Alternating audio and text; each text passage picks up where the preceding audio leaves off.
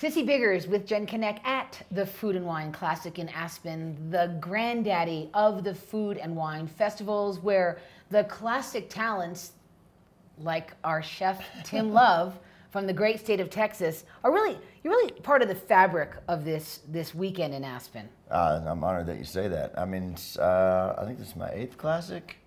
It's hard to count. Well, it's hard to get away from a busy restaurant empire in Greater Fort Worth. You're opening in Austin, and as we sit here, you've got a team doing a shakedown cruise. That's right. Yeah, we got it going on in Austin, and we're very excited to open up there next week. And but I mean, it's hard for me to miss this one. I produce a lot of food and wine festivals, but I'm so happy to be talent here. It's really great. Well, as talent, and of course also as a producer, entrepreneur, as a great supporter of new restaurateurs, Restaurant Startup on CNBC is really carved out an entirely new market. First of all, wonderful viewing opportunity, but for young startups and you're making a commitment. Yeah, the show's real. So when we say we're going to give them money, unfortunately, sometimes I have to give it to them. But full disclosure, you give them the money. I give them the money, and but it's really cool. It's a whole different side of the business for me, and not only is it cool for them, but it's a lot of joy for me to see young people having opportunity. And I remember when I started 15 years ago with my first restaurant, and I didn't have any partners or any money for that matter. It's everything I had. And so to be able to give people an opportunity, and in a world today where you can't really build things like you used to 15 years ago, a lot of red tape these days, and all the red tape costs a lot of money. Well, I'm sure that you impart incredible experience and give these young startups great advice and direction. But what are you getting from it? Not just from the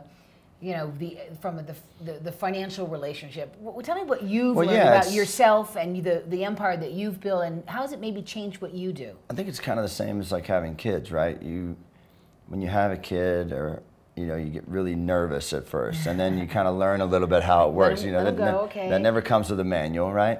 And as they get a little older and they mature and they start learning and understanding things and understanding the fact that it came from you, it's very cool. And so when you see a young restaurateur or just some young cooks who maybe don't have very much business savvy, and you get in there and teach them these things, and they start getting a real perspective of the way the world works in the business world, the enlightenment in their eyes is really cool to see, and to understand now that they're smart enough, and smart's kind of a tough word to use, but like you forget that, when you have a craft like cooking or building a house, there's still another side to it to make sure that you survive and live and make a little bit of money. Well, and there's no world that's more challenging than that in your world. Our restaurant business is terrible. Talented. I tell people all the time, the restaurant business is the worst business in the world, but for me, it's the one thing that I love the most in the world. So that's what I do, but it doesn't make it any better.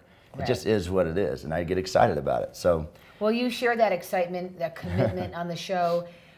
Just tell us who's up next. What are we going to see in the cities where you're investing? Yeah, so we've got season 3 airs in November, and this year when you start a new show, people get a little skeptical about it, and then season 1 feeds season 2, and season 2 feeds season 3. So season 3 is going to be... Season 3 is really, the stakes are much higher, a lot more money tossing hands around.